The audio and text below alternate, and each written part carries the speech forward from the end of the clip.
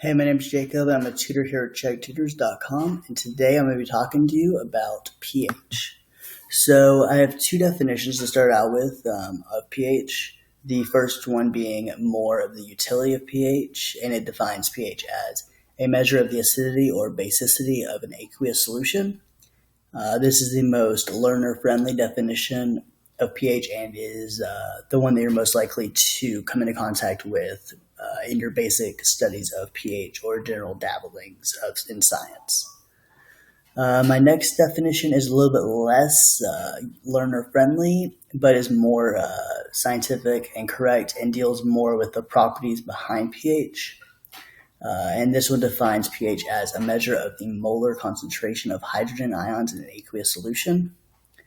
This one, again, deals with more of the properties behind and points more to like what is actually the, for lack of a better word, culprit in the concept of pH. So speaking of the concept of pH, it was first developed in 1908 by Soren P.L. Sorensen at Carlsberg Laboratories in Copenhagen, Denmark. Interestingly, Carlsberg Laboratories is actually a subsidiary of Carlsberg Brewery, and the brewery actually had a scientific division which looked at the different scientific pursuits in brewing and tried to figure out how better to make beer, and out of this came the concept of pH.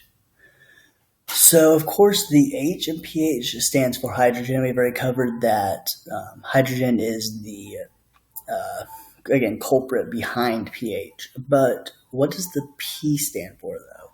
So there's a couple of different schools of thought on this. I'm going to go over three historical ones and then one modern-day one.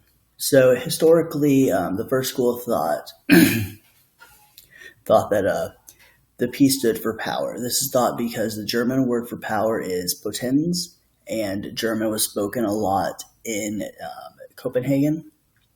And then also because the Carlsberg Laboratory was a French-speaking lab, it was thought that since the French word for one of the French words for power is puissance, that this could have been the reason why Sorensen used P, H, that is. The second school of thought figured that since Latin and science have been intermingled since the beginning of science, that, of course, Sorensen would use Latin whenever he was coming up with the terms. And since potens hydrogenae and potentia hydrogenae mean quality of hydrogen and potential of hydrogen, respectively, they figured that these were probably one of the two things that Sorensen was going for whenever he wrote pH. The last historical school of thought is actually kind of anticlimactic and kind of disappointing and honestly probably correct, but they contended that Sorensen, being a scientist and scientists not generally being all that creative in their naming, Sorensen probably labeled his test solutions P and his reference solutions Q. So whenever he was testing the hydrogen concentration in the test solution, you probably wrote pH on the vial. This is supported even more by the fact that originally Sorensen wrote pH as P and then the H was in brackets, which would make a lot more sense. So modern day reasons why we use P is because the P stands for the decimal co-logarithm of hydrogen. It's the same reason why we use P in POH and pKa.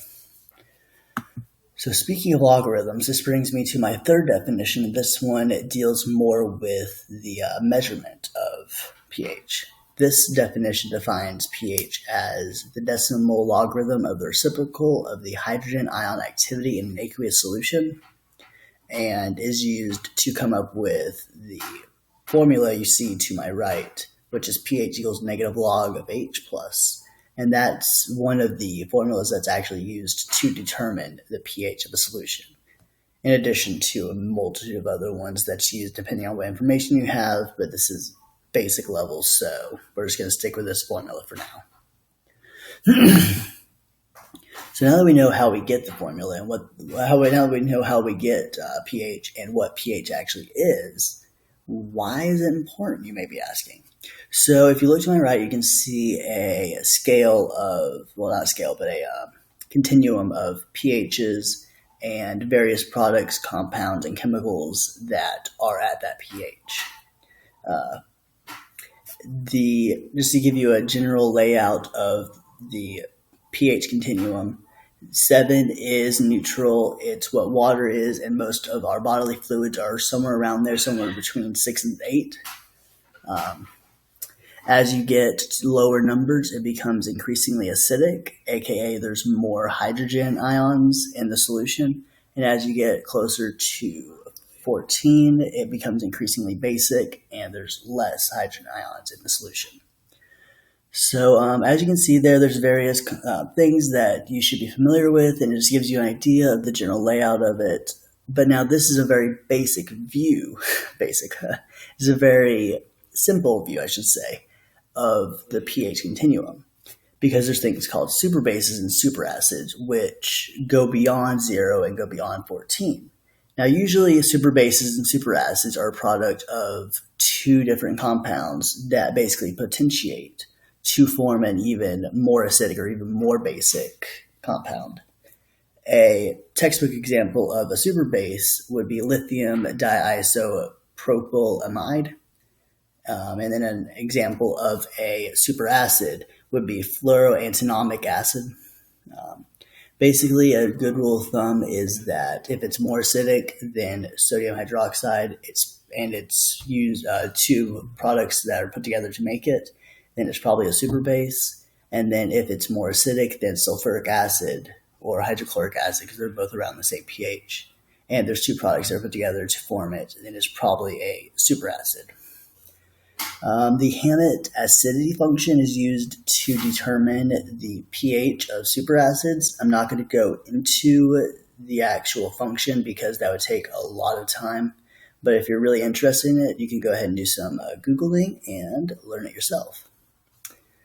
So finally, how do we measure pH? I know that we looked at how we figure it out with the formula, but you can't really quantify the actual molar concentration all the time. So it's just easier to have various methods to actually detect it. The most simple way, I should say, to detect the pH is with the use of litmus tests. So for those of you who haven't taken a basic Gen Chem course, a lab course, litmus tests are basically rectangular pieces of paper that you dip into a solution, and then the solution will go onto the paper, and it'll change the color of the paper. The closer to red the paper turns, the more acidic the solution. The closer to blue or green the paper turns, the more basic the solution. This is good whenever you just want to know the general pH of a solution, or if you are doing a reaction and you know that a byproduct of the reaction is that the solution should become acidic. You can dip it in there. If it turns bright red, you're like, okay, good, I'm done. And then if you dip it in there and it turns green or blue, you're like, oh, dang it. So that's what litmus tests are. The pH probes are a little bit more complicated. Basically, what it is, you have two probes, and then it measures the voltage between each of the probes, and then the there's a computer attached to the probe, and then the computer will convert the actual voltage and measurement into a pH and then display it. It's used very commonly and was invented in 1935. So that's all I have to say about pH. If you'd like for me to help you with basically any type of math up through calculus and any science other than physics, in addition to psychology and anything involving the brain, because I like the brain, then you can go ahead and find me on cheggtutors.com. My name is Jake Wilson, and it has been a pleasure helping you.